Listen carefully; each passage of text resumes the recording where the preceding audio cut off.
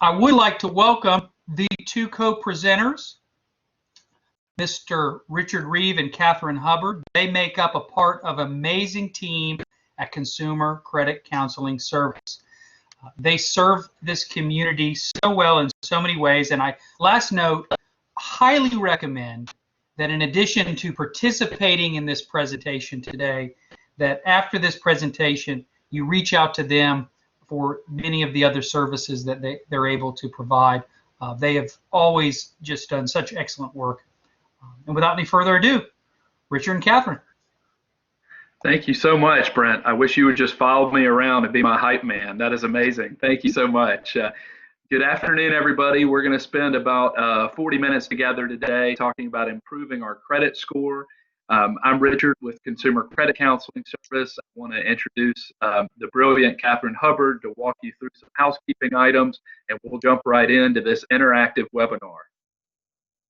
Perfect. All right. Hi, everybody. My name's Catherine. I'm super excited to be here with you guys today. While Richard's going to be doing the majority of the talking during this session in terms of going through everything with regards to credit, I'll be on the back end. So I know you guys have already been commenting in the comment box. I love that you guys are doing that. We're going to have a parking lot, so I'll be taking all your questions, and we promise we will answer them at the end if Richard doesn't go ahead and answer them throughout the session. You also have the ability to raise your hand. So down in the bottom of your screen, you'll see a little person where you can click it and it'll put your hand up. So if you have something Richard might be asking throughout the session, have you ever done X? If you have, raise your hand. We'll have that done. You can also give us feedback by clicking on the little icon that looks like a person. You click that up and it shows if you agree, disagree, if you're happy, surprised, faster, slower. So feel free to be doing that with us. We've also put the presentation and resources available for download. It'll be in that section over. If you click the little arrows, you'll see the chat box. You should see attendees, and then you'll see our resources in there. And so we'll also be doing polling. And so I'm just going to do a quick poll just to make sure everyone can see it. So the first question is, can everyone see the resources? Perfect. So I see that we've got at least 2 people that are 3. Perfect. I'm glad everyone's able to see those. If you're having trouble downloading them, feel free to shoot me a private one and we can send, and we're going to share this anyway, but we can also feel free to email that if you guys have questions afterward. So with that, like I said, we'll do the parking lot at the end, and Richard's going to take it back over and get us started on our credit journey today. Awesome. Thanks so much, Catherine. So guys, today we're going to walk you through 4 steps for healthy credit. Step 1 is how to get your credit report for free. And when I say free, I mean really free. Then we're going to practice. I'm going to walk you through how to review your credit report. Then we're going to walk you through how to dispute errors. 1 out of 4 people have an error on their credit report. And so we're going to give you the tools and steps to get those errors cleared up. And then we're going to finish with how do we improve our credit score? What goes into it? How do we manage, build, and rebuild credit? So let's do a quick exercise. I told you this was interactive. I'm going to drive Catherine crazy today, but if everybody will raise their hand if they think this is a good agenda for the next 40 minutes or so. I'm hearing some beeps. I take that as a good sign. Catherine, are we getting hands raised? We are. We've got 3 of our hands raised, including Mr. Brent. Now we got 4, so everybody's feeling like we're doing pretty good so far, Richard. That's perfect. This is not one of those webinars you just set on hold and do other stuff. We're going to make it interactive, y'all. So we want to start with a polling question, and the first question is, where should you get your credit reports from? Is it creditkarma.com? If you think that's correct, you'd push A. Annualcreditreport.com, you'd push B. If you think it's freecreditreport.com, that's C.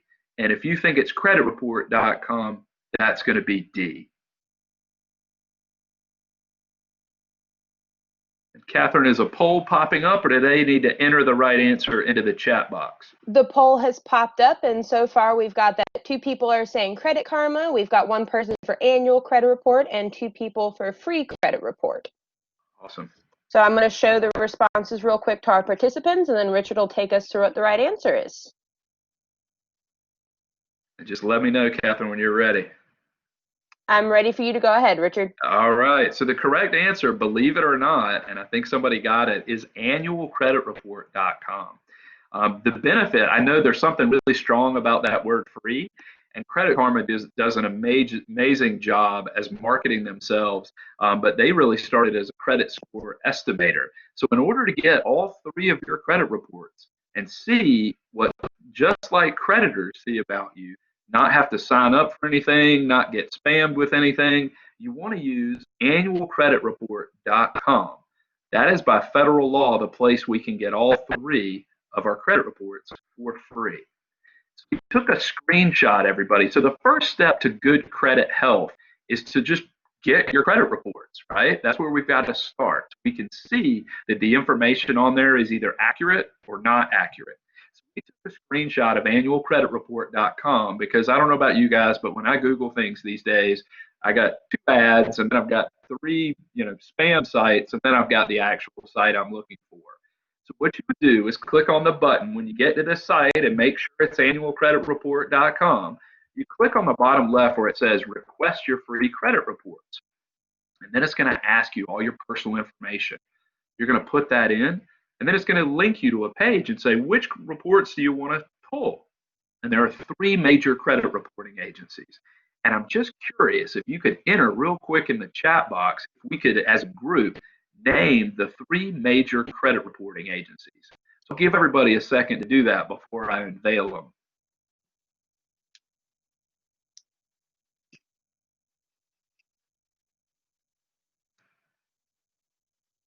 Don't worry about spelling, you guys. There's no spell check on this. Just go ahead and enter what you know, any credit reports you know. Catherine, are we getting anybody entering yet? Oh, I heard something. Oh, that was me asking if anyone had any ideas, so their chat box would pop back up just in case anyone was having trouble finding it. Oh, great idea.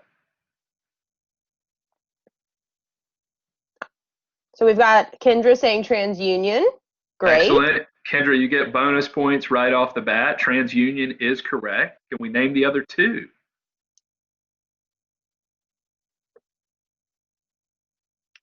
Richard, you were so right. We definitely need the Jeopardy music. We got Equifax. Great. That's another good one. That is. Anybody want to take the third one?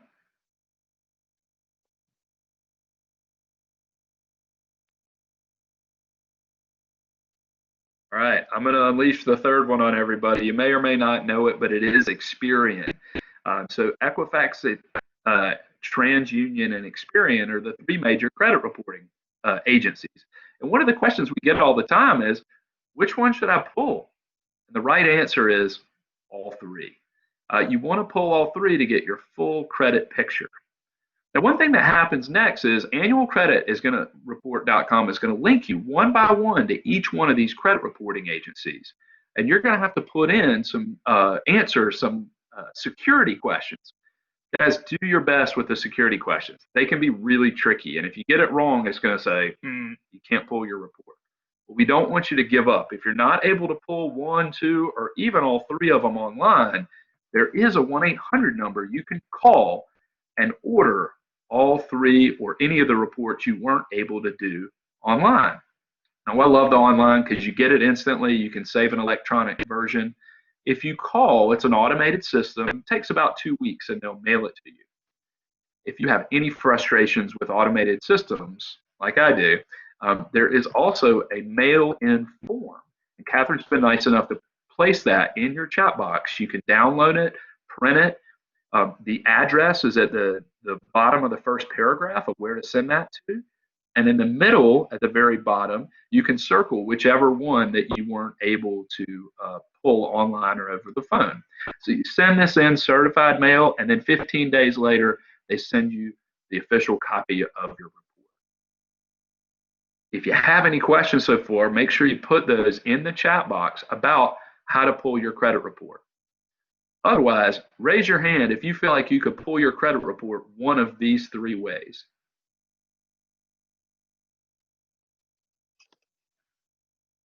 Good. I'm hearing some dings. That's great. I see some hands going up. Perfect. Yep. Perfect. So once we've got 4 of our 5 people are feeling pretty confident in that, Richard. That's great. So the next thing we want to do is practice reviewing a credit report. So the sometimes daunting thing about credit reports is you could have one that's 1 page and one that's 111 pages. And each one of the credit reporting agencies calls the section something different. But the nice thing, y'all, is they all have the same 5 sections. So they're going to have the same types of items. And the first thing we want to look at is personal information. This is stuff you might expect. Versions of your names, social security variation, year of birth, spouse or co-applicant, employers, telephone numbers, and addresses.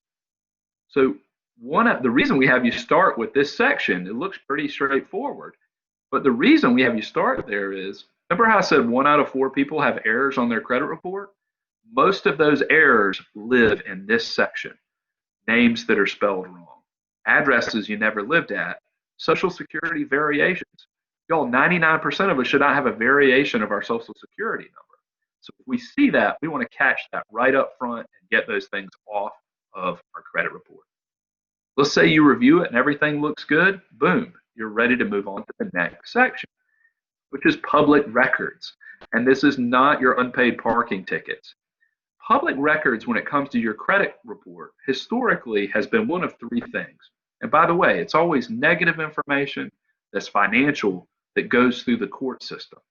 So if you think, some of you might be thinking, well, that sounds like a bankruptcy. Ding, ding, ding. That is correct. Tax liens. Ding, ding, ding. And judgments. And if you're not familiar with judgments, that's when one person sues another or a company sues a person for something financial. Now, over the last 2 years, we see a lot less tax liens and a lot less judgments. But the things we still see on there are bankruptcies. Now, does anybody want to put in the chat box how long they think it takes for negative information to come off our credit report in most instances? Go ahead and type in a guess if you're not sure. And if you think you know it, definitely type in a guess. So we've got someone saying 7 years with a question mark. Okay. Another one coming in at 10 years. Great. 5 years. Okay. Guys, these are great answers and guesses. The correct answer in most cases is 7.5 years. So they give the creditor a 6-month window there. Now that's from first major delinquency. And the reason I bring that up in the public record section is there are exceptions to that rule, and most of them live in the public record section, meaning a Chapter 7 bankruptcy is going to be on there for 10.5 years. So once you've reviewed the public record section, you can check it and move along. The third part of a credit report we want you to take a look at is the collection section. And the easiest way to review a credit report quickly is to go down the list and look for the phrase recent balance. Once you see the phrase recent balance, if it has a dollar amount owed there, that's who you owe the money to today. This will save you so much time and energy when you're reviewing a report. Because if you're not familiar with the collection process, they can sell your account multiple times, having it on your credit report, and you're like, well, who do I make arrangements with? You make arrangements with whoever has the amount next to recent balance. By the way, with collection accounts, you really have 3 options. Keep not paying them, wait for them to come off in 7.5 years, and hope they don't sue you in the meantime. It's not a great option, but it's an option. The second option is to pay it in full. You want to focus on the most recent collection activity and work backwards. And I'll point that out why during the credit scoring section. And then the third option you have is to settle the account. If you're going to settle a collection account, you want to get it in writing first. You're typically going to want half. You're going to pay with a money order and send it certified mail. That's how you deal with collections. The next question, or the next section, is about credit accounts. So these can be open, active lines of credit that you're currently paying on, or things that you've paid off in the past. The nice thing is positive information stays on our credit reports for 10.5 years. That helps us. So, example in this one, you've got a car loan towards the top, and these are often called accounts in good standing. And then you have main, very generic title there, main credit cards. And you can see under types, you have 2 types of credit accounts. The first are installment loans. When you think about installment loans, and this is a perfect example, a car loan, a mortgage, a personal loan, student loans. These are all when we get lump sums and pay them back over time. The opposite of an installment debt is a revolving debt. So a revolving debt is like a credit card, a department store card, a gas credit card, and these are those types of accounts where we can use them, pay them down, and then use them again. It revolves, so it comes back to us. The last part of our credit report is our inquiries. Believe it or not, we get the second most amount of questions under the inquiry section. So you all, as we're talking, might use the words hard inquiry and soft inquiry, or hard hit and soft hit, and that really makes it easy, right? A hard hit means it's affecting your credit score. A soft hit means it's not. The problem with that is the credit reporting agencies never refer to hard and soft. So if you scan this section and are looking for that, you're never going to find it. So what you're looking for are requests viewed by others and requests viewed only by you. The requests viewed by others are those hard inquiries. The way to think about that, y'all, is anytime you're seeking out new credit. It can be very passive. It can be calling your creditor and asking for a new line of credit. It can be filling out an application that you receive in the mail for a credit card. The most common one we hear is when people go to the department store and they're offered a line of credit. The person says, oh, you don't have to get approved for it. Just apply. You don't have to accept it. You'll get 20% off today. Don't worry, it won't affect your credit. Fortunately, it does affect your credit. That's a hard inquiry, or one viewed by others. So that's going to lower your credit score. This request viewed only by you causes a lot of confusion. A lot of people look at that and go, wait a second, I don't do business with my town bank. Why are they on my credit report? They call our office and go, I think I've been the victim of identity theft. And the reality is, in this example, my town bank has looked at your credit report most of the time electronically to try to sell you something. The way you know that's happening is if you get pre-approved offers in the mail. Raise your hand if you get pre-approved credit card offers in the mail.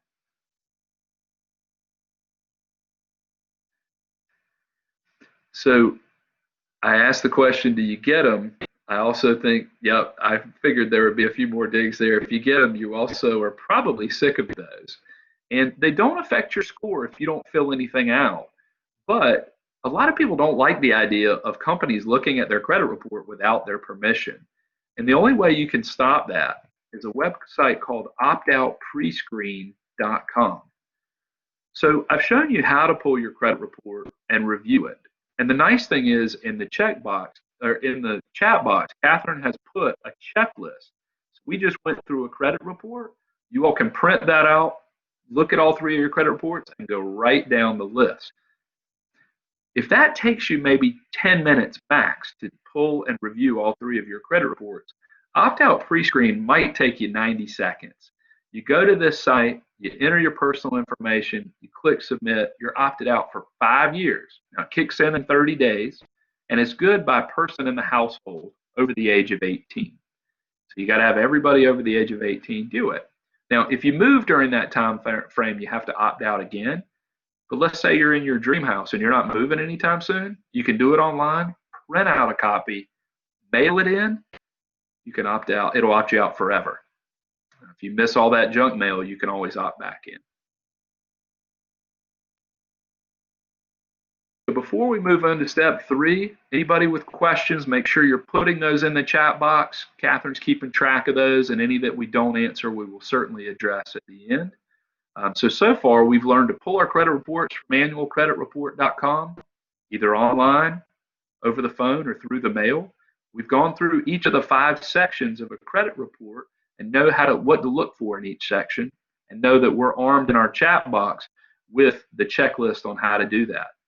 We know how to opt out so we don't get those inquiries on our report that we don't want. So let's say you're reviewing your credit report and you run across an error. By the way, an error is not something I don't like on my credit report. An error is a genuine mistake. So let's say they misspelled my name, my address is incorrect, and they've got a ABC bank on there with a $300 balance that I know I paid off 2 years ago.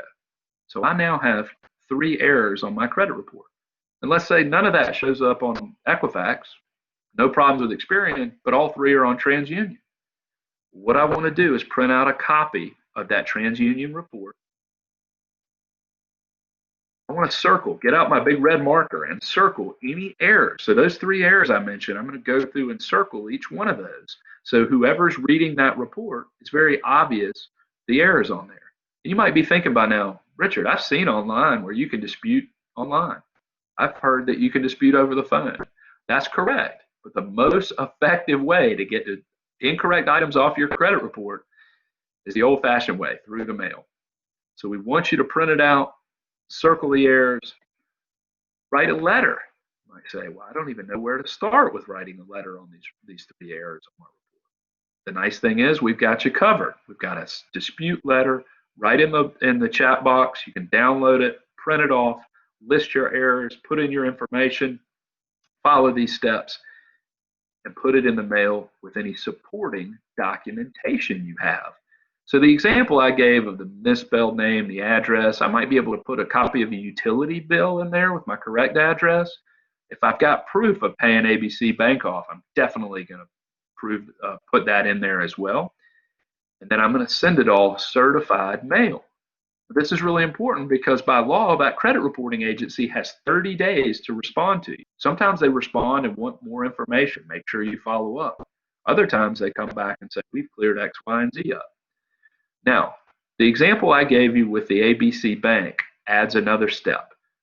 When you send this letter out certified mail, you need to make copies of everything and send the same exact stuff to ABC Bank as well. Because what you're trying to do is get the credit reporting agency connected to that original creditor so they can resolve that dispute. That is how you dispute errors on your credit report. So the only thing that it costs you is the amount of certified mail. You do not have to pay somebody who's got a sign on the side of the road that says erase bad credit. Keep that, in my neighborhood, it's down to $200. Keep that $200 in your pocket and follow these steps yourself. Again, disputing errors that are genuine mistakes on your report. Here's just showing you the dispute letter that I mentioned, but again, it's in the chat box. But this is what it looks like. So you can see at the top the name of who you're sending it to. You'll get a credit report number when you pull your credit report, and then you list those 3 errors, enter your personal information down towards the bottom, sign it, and send it with a copy of the credit report, certified mail with any supporting documentation. So we've talked all this time, and I have not brought up credit scores. And I had one person in my class last summer, and they said, man, the scores are the fun part. The report's the boring part. I said, yeah, but where do you think the score comes from? That's the report. So that's why we spend so much time on your credit report. But now we'll move into talking about your credit scores. You can see some of the questions that we've gotten in the past and that you might have today. How many credit scores do I really have? Why does a car lender have a different credit score from a car insurance company when they pull them separately? Is Credit Karma really accurate? And how many versions of FICO are there? So one of the things I want to say about credit is raise your hand if you've heard of a Vantage credit score. That's unusual. Okay, I'm hearing some dings. So if you've heard of a Vantage credit score, that's unusual. Now I want you to raise your hand if you've heard of a FICO score. You bet, you bet. So 10%, oh, okay, so I'm hearing some more dings. So 10% of lenders actually use a Vantage score, 90% use FICO. What would you guess Credit Karma uses? If you said Vantage score, that's correct. So it's a different scoring model. Now, within FICO, there are now 9 different versions. And if a lender or a creditor uses Experian, they're going to get a different score than they are from Equifax and TransUnion. And if a car dealer pulls it, they're going to get a different score than a car insurance company, than a landlord, than a mortgage company. We could be sitting out there with over 40 different credit scores. And before you click eject or close this webinar, please don't, because you're so frustrated with credit scores. Please don't. What you do to improve one of your scores will improve all of your scores. So let's talk about, we got another poll question. So I'm going to put this up. Which of the following will impact your credit score? 1, your available credit. 2, your debit card. 3, your income. Or 4, all of the above. Sorry, we do have a typo. Can't believe we're doing this for a technical college. That should not be debt card. It should be debit card. We'll give everybody a second. Catherine, did the poll pop up? The poll did pop up. The nice thing is in the poll, I was able to put debit card. So. Oh, good. All right. We've got some good test takers in here. We're getting some people saying all of the above. Okay. Okay. Are we ready to move on, or we should give folks a couple more seconds? We're going to give people just a couple more seconds because we got about 3 more people we're waiting on. So we'll give them just another second to click in for us. All right. Go ahead and click in if you have it.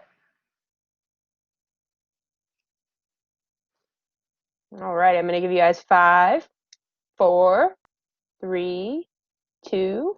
Go ahead, Richard. All right. So the correct answer is available credit. So if you said all the above, Catherine's right. You are a good test taker because that's usually the right answer. Unfortunately, in this case, the correct answer is available credit. So what do we mean by that? Well, let's say I go out and get a credit card from 123 Bank, and I get a credit line of $300. And I have a party this weekend. Don't have a party this weekend. And I charge up $299.99 out of the $300. Do I have any available credit? No, and that's dropped my credit score. Having available credit is going to help it. Now, when I swipe my debit card, they do not report that to the credit reporting agency. My income, we want you to make as much money as you possibly can. We're going to talk about maximizing that in next week's webinar. But it does not impact my credit score. So the one thing that does out of here is available credit. Let's talk about what goes into your credit scores. And we're going to narrow in and focus in on FICO score. But know that what you do to improve your FICO score will improve your other scores. So you can see here payment history, account usage, or available credit, length of credit history, credit mix, and new credit or new applications for credit are the 5 pieces that make up your credit score. But they are not equally weighted. The most important thing when it comes to your credit score is your payment history. That's over 1/3 of your credit score comes from on-time payments. So people ask Catherine and I all the time, how do I improve my credit score? We tell people to borrow money and pay it back on time. And they go, well, that's the most boring thing you've said all day. It might be, but it's the truth. If you go late on a car payment you're making, on a student loan payment you've got, if you go late with that within the most recent 5 months, it is going to drag down your credit score. Once you get current and stay current, after about 2 years, that time you were late is having very little impact on your score.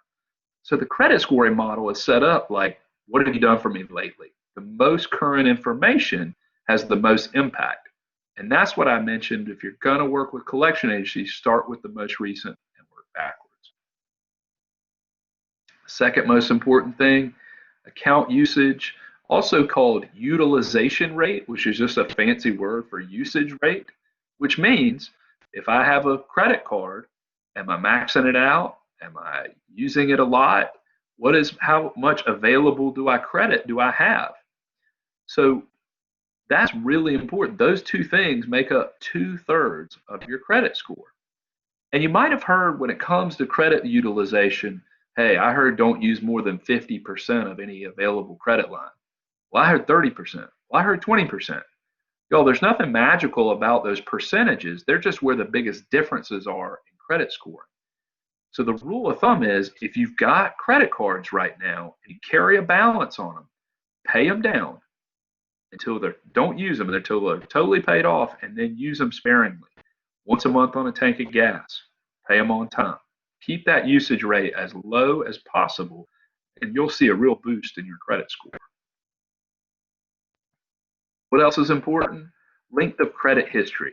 Now you can't do a lot about this other than when it's time to get a new line of credit, do your homework, shop up front, compare 3 different offers because your plan is to keep that creditor for a long period of time.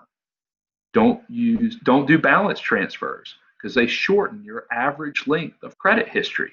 So really this is about keeping the same creditors for a long period of time and not opening a lot of new accounts. The next one, making up 10%, is your mix of, remember when I was mentioning installment and revolving lines of credit? You want to have a balance between those. One of the things Catherine and I often see when somebody comes into our office is lack of recent revolving account activity. What does that mean?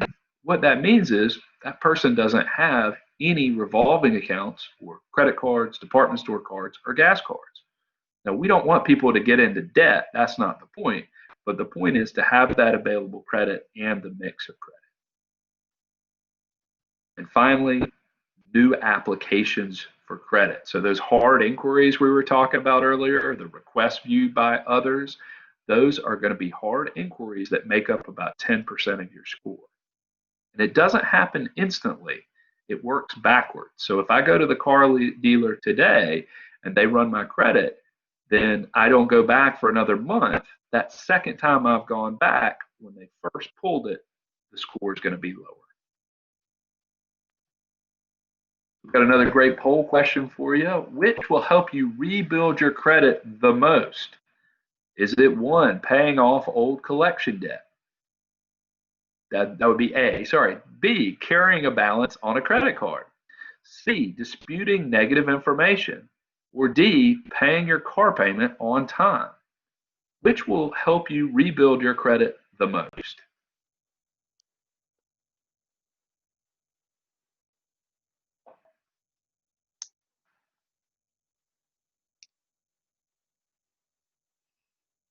Alrighty, so we've got one person saying disputing negative information, and then 4 people saying paying your car payment on time. Okay, well in this case, I'm not surprised about the disputing information, but majority rules in this case, that is correct. Paying your car payment on time will help you the most. Think about what I said with payment history. It makes up 35% of your score. So having on-time payments is going to help you more than some old collection account from 5 years ago. But I want to finish the webinar with the idea of we have this information now about what goes into a credit score, how to opt out, how to review a report, how to dispute errors, how to get our credit report for free. So what do we do with all this information? And what Catherine and I have found in our experience is people have one of 3 relationships with credit. The first is some people just have to manage credit. And if you're in that category, that means you have open, active lines of credit right now. And if that's the situation, you just got to get on time and stay on time with everybody. You got to pay off those credit cards and have available credit and keep your debt balances and usage very low. You need to keep those same creditors and say no at department stores. So that's what you do if you already have credit. But believe it or not, y'all, 20% of folks in Savannah, that's 1 out of 5 people, have what's called a thin credit profile or what's called credit invisible. They need to build credit from scratch. The nice thing is they don't have any debt. The bad thing is when they go to get a car or buy a house or get a loan, nothing comes back. So where do those folks start? The best place to start is with your bank or credit union and ask them what type of credit building loans they offer. In the perfect world, you'd get a secured installment loan that you'd pay off over a year and a secured credit card that you would use just like we talked about, very sparingly on 1 tank of gas a month and pay on time and pay off every month. After about a year, you would have enough credit there that you could then get into some unsecured cards or a car loan, potentially a mortgage. So you need those 2 lines to help build your score up. Now, don't just take whatever your bank or credit union offers, shop it. Look on sites like bankrate.com or nerdwallet.com and see what the going rates are on these type of loans. Be very careful with the secured credit cards. Some companies offer very high interest, really high fees, activation fees, application fees. Avoid all that. You need something that's going to help you grow over time in that first year to boost it, and then you transfer over to non-secured debt. You also want to limit the inquiries, so you got to shop around. Don't apply for 3 credit cards that are secured loans all at one time. That's going to drop your score. Now, the third category of folks need to rebuild credit. So if you got to rebuild credit, you've got to do exactly what I just told the build credit folks to do. You need those open, active lines of credit established. But then you have one more step, and that's to pay off the old debt. I can't tell you how many people come into our office and go, Richard, this is our year to buy a house, and I'm going to boost my credit score. The only thing on there is a bunch of old collection accounts. I'm going to pay them off and close on my house this year. I go, well, I guess it's a good idea to pay off your debt. That's good, but you're going to potentially go from having negative credit to having no credit at all. So you need those established lines to make payments on to prove your payment history, have available credit, and have a length of credit history and a balance mix. So that's what I've got for everybody today. I want to start with, Catherine, any questions that we didn't address that people answered as we went through, and then open it up to anybody that would like. I think we're at time too, and we won't be offended if you need to hop off, but if you'd like to stick around and have your questions answered, we're happy to do it. So I'm pretty sure we answered this question, but I just want to make sure we answer exactly how it was asked. So we have, would having an additional credit card impact the credit score even if the card was not used eventually?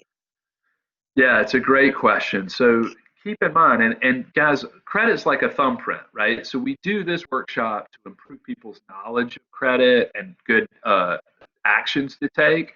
But the reason that, as Brent mentioned, we offer the fact for y'all to come in and see us for free. And when I say come in, we're doing virtual and phone appointments right now and review your credit individually is we got to be careful, because if you've got 5 other credit cards, then having that one out there that's not being used and eventually the creditor close it is no big deal.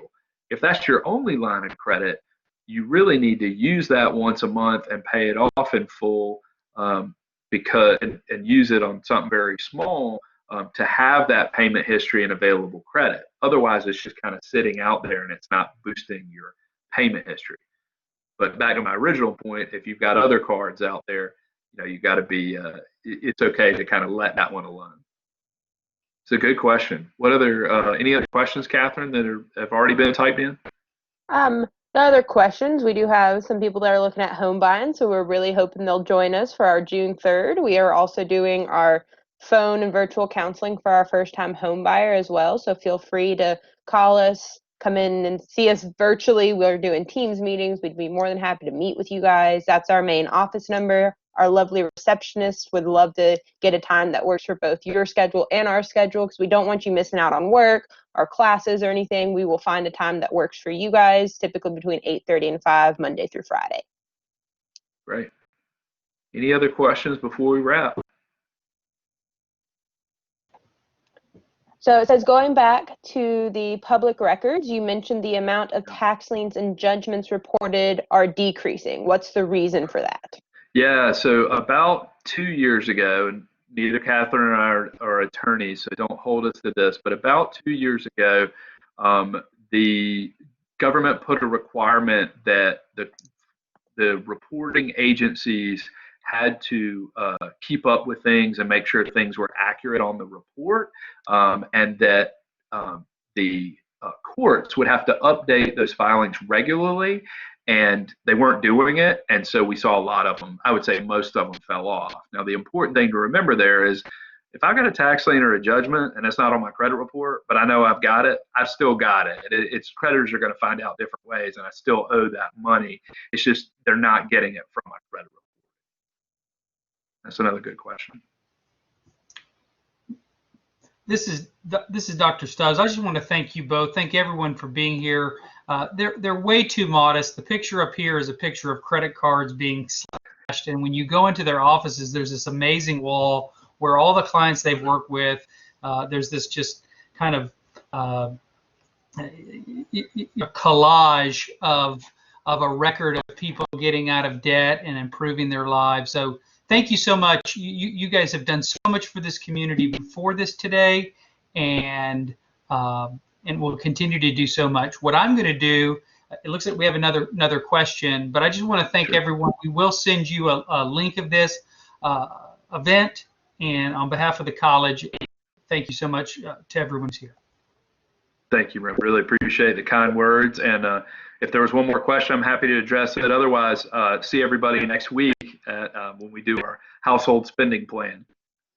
Yeah, so the last question we have is, how many credit cards and loans are considered to be a good mix? And is it possible to have too many credit cards if utilization is low? Really great two-part question. Before Richard takes it over, I'm going to tell you that he's going to tell you that's a personal in terms of what's going to be best for you, but I'll let him take it from there. Yeah, thank you, Catherine. Again, that goes back to our individualized sessions, because the nice thing, y'all, when you come to see us, it's going to tell us exactly the 4 factors that are affecting your credit score. And when we pull it, it's a soft hit. We have access to your Experian report and your FICO 3 score. And so it is going to be, that's going to be personalized depending on what somebody has going on. You know, I would say that the sweet spot is if you're sitting out there with 2, you don't need to run out and get 4. If you're sitting with 4, you don't need to run out and get 6. You know, if you're sitting there with probably 12 to 10 to 8, you know, you may want to consider reducing some. But there's no magic like this is the exact amount. I would say give us a call, set up a time. We'll look at yours personally and see. It'll tell us if you've got too much out there, and we can work with that. Yeah.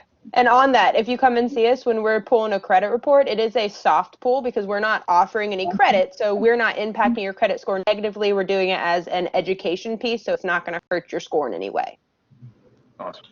This is fabulous. And as you guys all can tell, so many reasons to visit them in person.